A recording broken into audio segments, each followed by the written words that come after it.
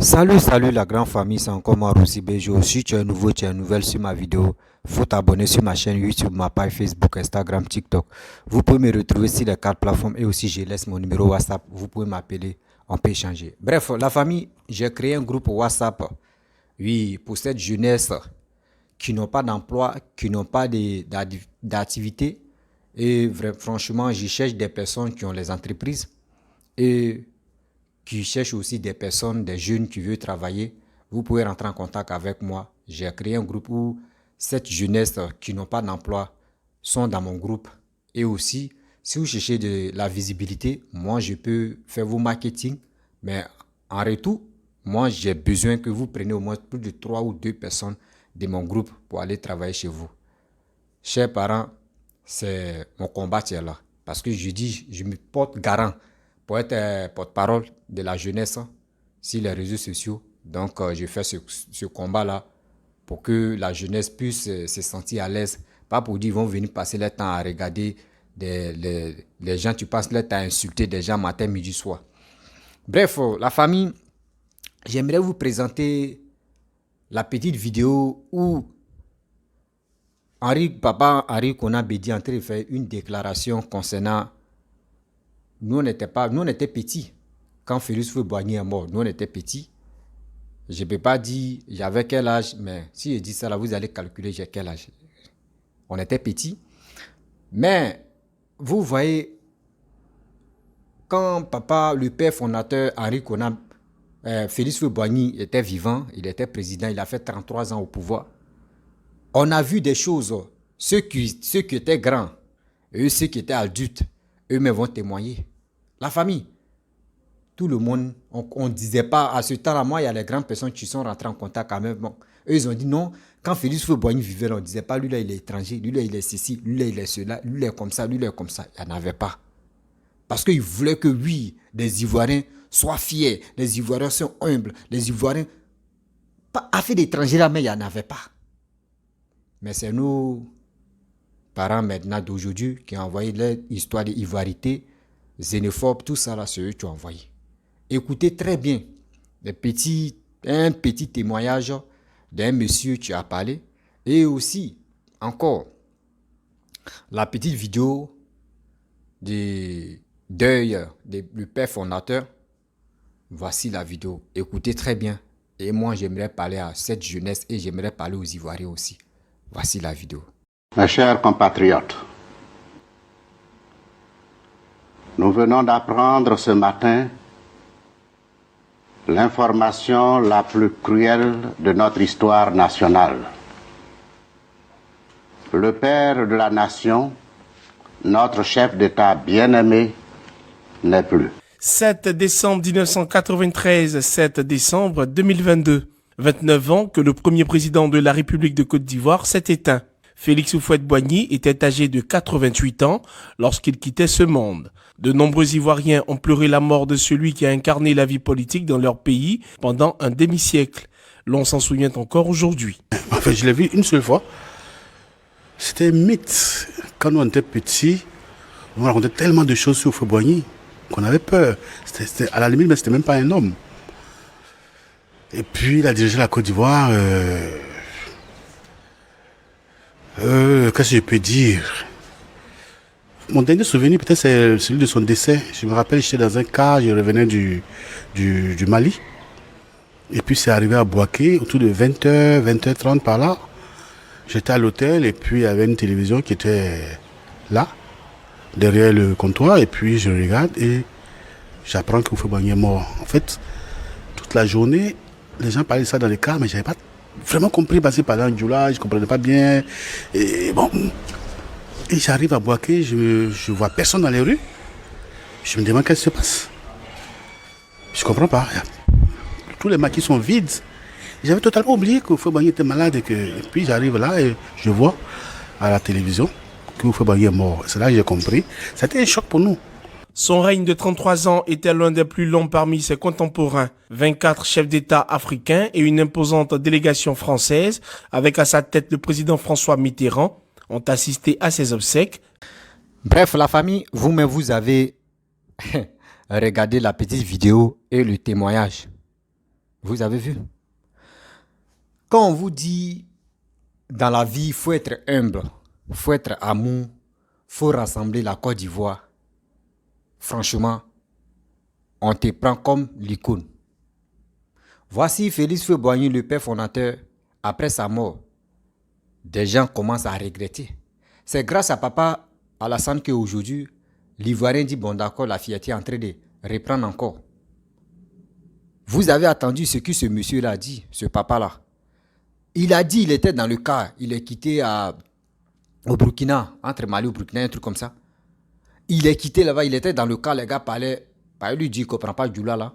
Donc les gars parlaient en Djoula que Félix, bon, le gars, bon, lui n'a pas bien saisi. C'est quand il est arrivé à Bouaké.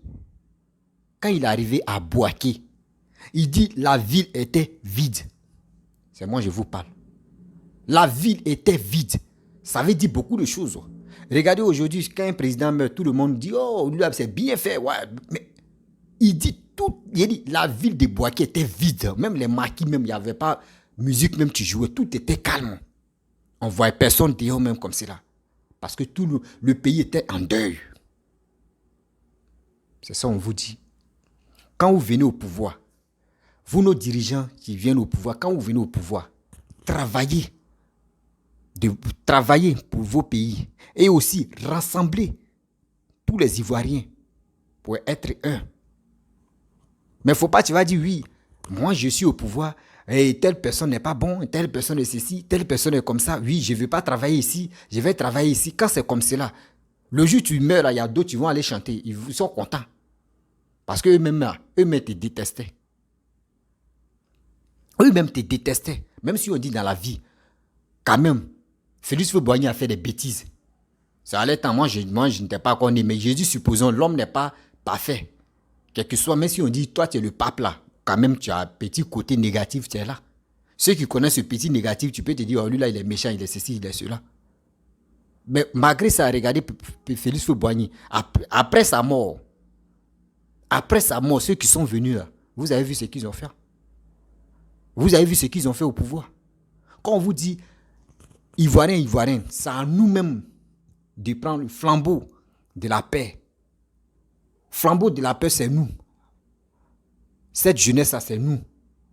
Mais pour dire non que oui, on va compter sur les vieux qui viennent au pouvoir. Oui, il est ceci. Oui, moi, mon maton, c'est Alassane. Et puis, il déteste lui qui supporte Gbagbo. Mon maton, c'est Gbagbo. Moi, il déteste lui qui supporte Alassane. Mon maton, c'est Bédier. Moi, il supporte celui qui déteste Soro Guillaume, Afin Guessan, etc., etc. C'est des choses que nous, les Ivoiriens, on doit enlever ça dans nos têtes. Des politiciens, ce sont les politiciens. Ce n'est pas à cause de telle personne que moi, je vais commencer à détester mon frère. Oui, ce n'est pas à cause d'une personne qui ne me connaît pas. Je ne le connais pas. Je le connais sur les réseaux sociaux. C'est pour cela, moi, je vais détester mon frère, mon voisin. Mais ça c'est d'être malheureux. Ça, là, c'est d'être malheureux. Pourquoi l'Ivoirien? Aujourd'hui, si on décide, on dit non, que tout à l'heure, il y a élection, là. Regardez l'Ivoirien. L'autre se regarde. Lui, là, mais va voter qui même? Lui, là, mais vraiment, moi-même. André, c'est deuxième game. Et tu se prépares dans le pays. Quand on dit les élections, là, André, c'est deuxième game, tu se prépares dans le pays. On doit enlever tout ça, là, dans nos têtes. Quand on dit les élections, on doit être humble, on doit être sincère, on doit être serein. Faut pas, on va dire non que si lui là gagne pas, on va faire palabre. Si lui là gagne, moi j'aime pas ça. On doit enlever ça dans nos têtes. C'est pour cela qu'on vous dit, réveillez-vous, partez vous enrôler. Réveillez-vous, partez vous enrôler. Parce qu'il ne faut pas, tu vas rester derrière la caméra où tu es en train de regarder des gens. Oui, j'aime telle personne, j'aime ceci, j'aime. Et puis toi tu es là, ah, lui là il est bon. Mais tu t'es pas encore enrôlé là. Qui va prendre ta décision? C'est toi, mais tu dois prendre ta décision si tu t'es enrôlé. Pour dire, moi, je préfère telle personne, que la personne gagne. Arrêtez de se piquer ou de faire des bêtises dans notre vie. Gbagbo ne te connaît pas. Alassane même, tu es au pouvoir, il ne te connaît pas. Bédier ne te connaît pas. Tous les opposants, rien. Mais à quoi c'est d'allumer ta caméra, venir insulter telle personne, lui là il est méchant, venir insulter partie intime des mamans, des gens, et puis vous êtes fiers. Oui, moi j'ai fait ça, je suis fier, je suis content. Parce que s'il ne fait pas ça là, je ne peux pas être libre. Oui, j'ai framponné. Mais tu as framponné, tu mets ta vie en danger. Tu mets ta vie en danger. Pourquoi vous ne prenez pas le temps de venir sensibiliser la jeunesse ivoirienne? Vous êtes là, vous marchez. Hein, moi, je vais parler de telle personne. Hein. Là, je ne sais pas s'ils vont m'appeler, ils vont me donner un peu d'argent. Mon frère, tu vends ta dignité à cause de quoi? L'argent.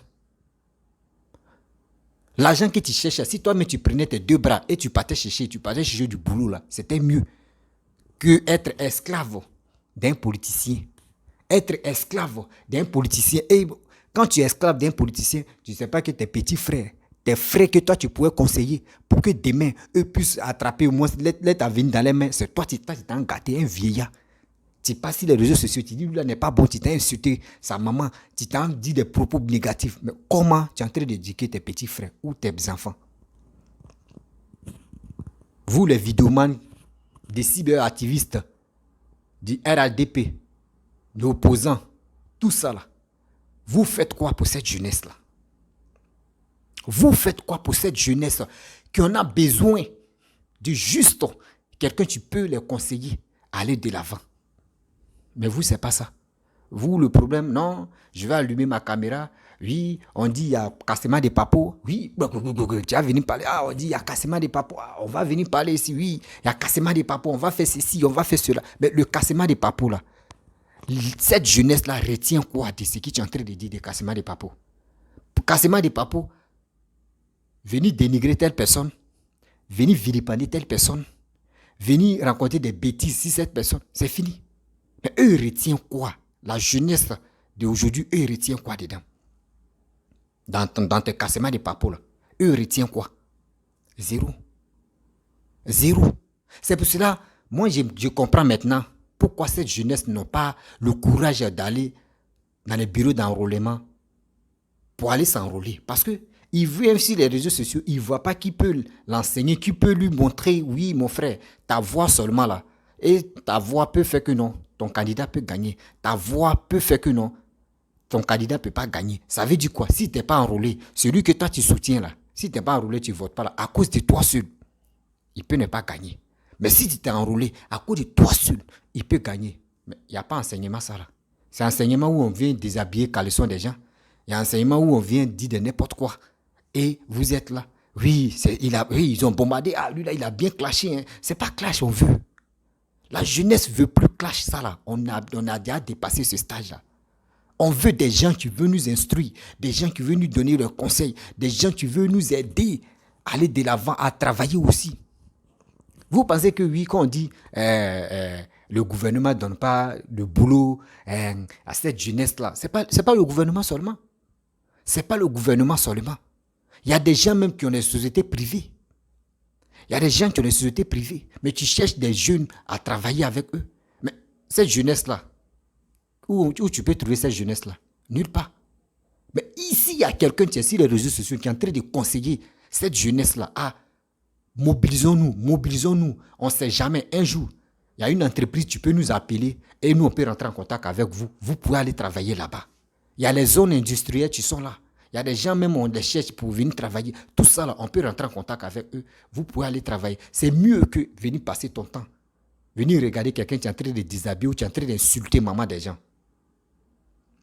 Moi, je préfère aller me chercher que passer mon temps en train de regarder quelqu'un qui est en train de vilipender ou qui est en train d'humilier telle personne. Mes frères et sœurs, faisons très attention. Les politiciens là, on prie Dieu. Si tu pries Dieu, tu dis, ah Dieu Seigneur, celui qui va venir au pouvoir là, il n'a qu'à arranger mon pays, il n'a qu'à développer mon pays. C'est tout. Il n'a pas fait du nom que oui, président là. Président que vous voyez là, c'est pas le président mais tu donnes boulot aux gens. Mettez ça dans vos têtes. Il y a des ministres pour ça. Tel ministre, tel il s'occupe de telle branche, tel ministre s'occupe de telle branche, tel ministre s'occupe de telle branche. C'est comme ça. Des gens qui s'élèvent pour dire non que oui, c'est le président qui doit donner boulot. C'est pas le président. C'est seulement celui qui a la tête, c'est celui qui est le roi. Celui qui donne les ordres. Mais quand il donne les ordres là, il nomme les gens. Oui, telle personne, toi tu dois t'occuper de tel poste, toi tu dois faire ça, toi ministre de même la jeunesse même, il y a un ministre pour ça. C'est ceux-là. C'est ceux-là, nous, on doit biper. C'est ceux-là, c'est à nous de s'adresser à ceux-là. Je leur dis, ah, franchement, la jeunesse est là. Pensez à cette jeunesse-là. Mais vous, c'est pas ça. Comment je vais faire? Je vais dire de n'importe quoi. Ils vont m'aimer. On fait des clashs inutiles. Et après, le jour, je m'en vais en Côte d'Ivoire. Et je suis déjà sur les réseaux sociaux. Je m'en vais en Côte d'Ivoire. Je vais aller voir tel ministre. Je vais le voir. Et il fait, m'as-tu vu? On prend photo. Moi, je vais aller voir tel ministre. Il va me donner au moins 2 millions. 2 millions ou 1 million comme ça. Ça fait 2000 euros, un truc comme ça, ou 1800 euros. Il va me donner, je vais mettre ça dans ma poche, je vais prendre photo, là c'est mon boss, hein. Ok, et puis tu quittes là, tu te retournes où tu es quitté là. Mais ceux qui te suivent là, tu es venu en Côte d'Ivoire, dans ton propre pays, tes fans là, tu as fait quoi pour eux?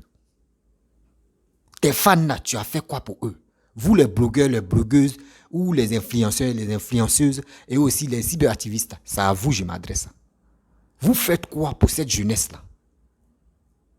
Quand on va, oui, il s'élève là, il s'en va, il peut acheter une voiture. C'est lui là, il a vu où il a galéré. Hein. Oui, c'est un bon samaritain. Oui, il est bon. Mais il est bon, oui, c'est vrai. On dit la personne qui travaille dans le noir. Moi, je le préfère que la personne qui veut, il fait petit geste et puis vient filmer au monde entier qu'il a fait tel geste.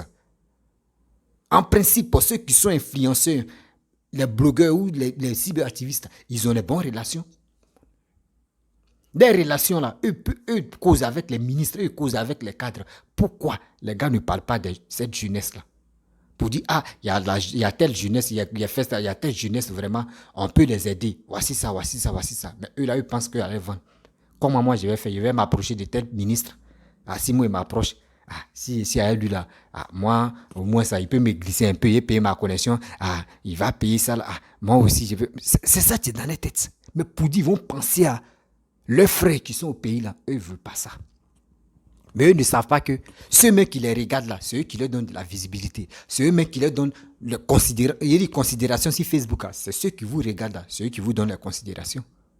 Mes chers frères, mes chers parents, je vous ai montré la petite vidéo de Félix Houphouët-Boigny. C'est pour vous dire, ce gars-là, ce pépé là, quand il était au pouvoir, on ne parlait pas de xénophobie, on ne parlait pas d'étrangers, on ne parlait même pas de dire non que, oui, il y a des gens qui m'ont contacté pour dire quand Félix Houphouët-Boigny vivait, des parents, hein, que un nordiste lui-même quitte dans sa famille, il dit, moi je suis fatigué, bon, seulement je dois aller chez mon ami qui est BT ou qui est de l'Ouest, je m'en vais là-bas.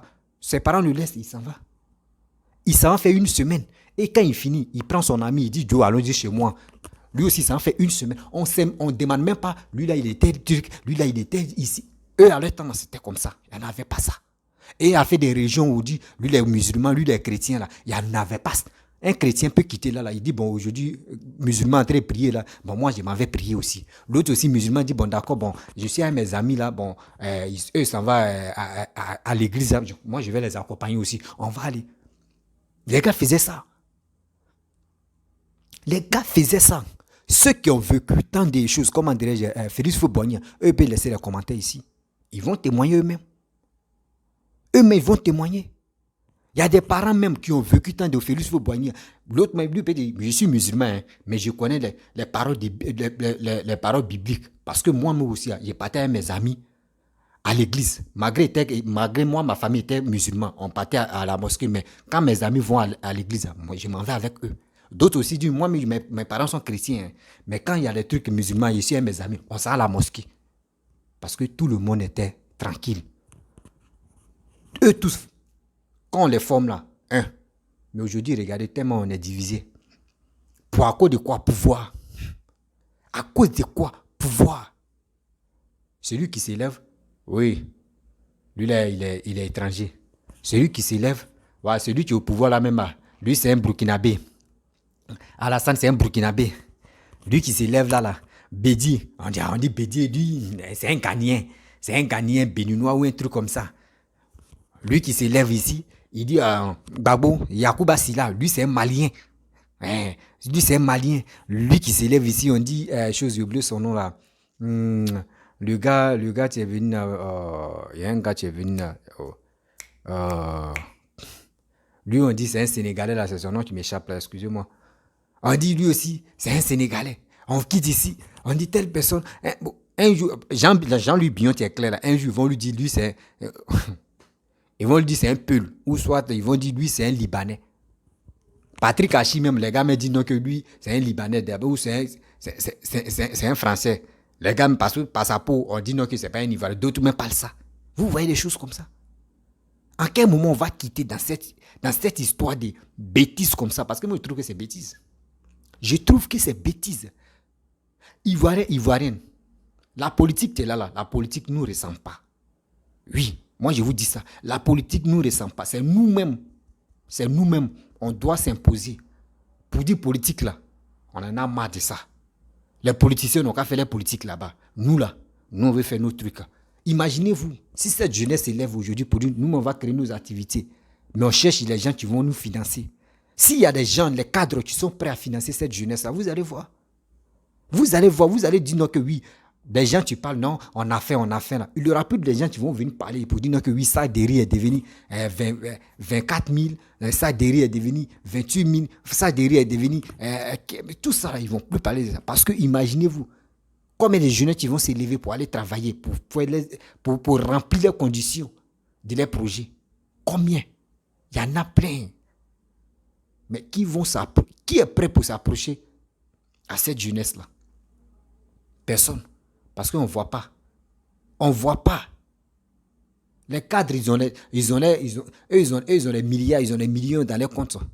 Mais quand on dit, il y a peut-être un truc ici, il y a être maire ici ou être député ici, c'est là qu'ils s'approchent maintenant de cette jeunesse. Ah, franchement, faire ça là, oui, on va faire ça. Mais quand c'est comme cela, on nous manipule facilement. On nous manipule facilement. La jeunesse ivoirienne, c'est à nous de s'élever. C'est à nous de s'élever. Oui, c'est à nous de s'élever. Parce que où sont là? Les politiciens, ils sont là à se préparer. Hein. Et les vidéomans aussi, les insulteurs, ils sont là à se préparer. Comment ils vont faire? Ils vont vous emmener à l'abattoir pour dire sortez, venez dans les rues. Lui là n'est pas bon, lui là n'est... Non, laissez ça là. Eux, ils cherchent les pains. Maintenant, ils ont attrapé Peter là. Regardez. Il y a des gens qui sont devenus conseillers sur Facebook. Pour dire, ah, moi, maintenant, moi, il n'insulte plus. Hein. Regardez très bien. Après l'arrestation de Peter, là, regardez sur les réseaux sociaux. Deux sont devenus des conseillers. La famille, c'était pour vous dire, nous, les Ivoiriens, on doit faire très attention. Faut pas, tu vas voir ton frère, tu vas le détester parce que il supporte Sorogium, ou il supporte Alassane, ou il supporte Gbagbo, il supporte Bédié, il supporte quiconque. Bon, faut pas, on va se détester entre nous-mêmes. Parce que quand entre nous-mêmes on se déteste là, on donne la force aux politiciens. On donne la force aux politiciens.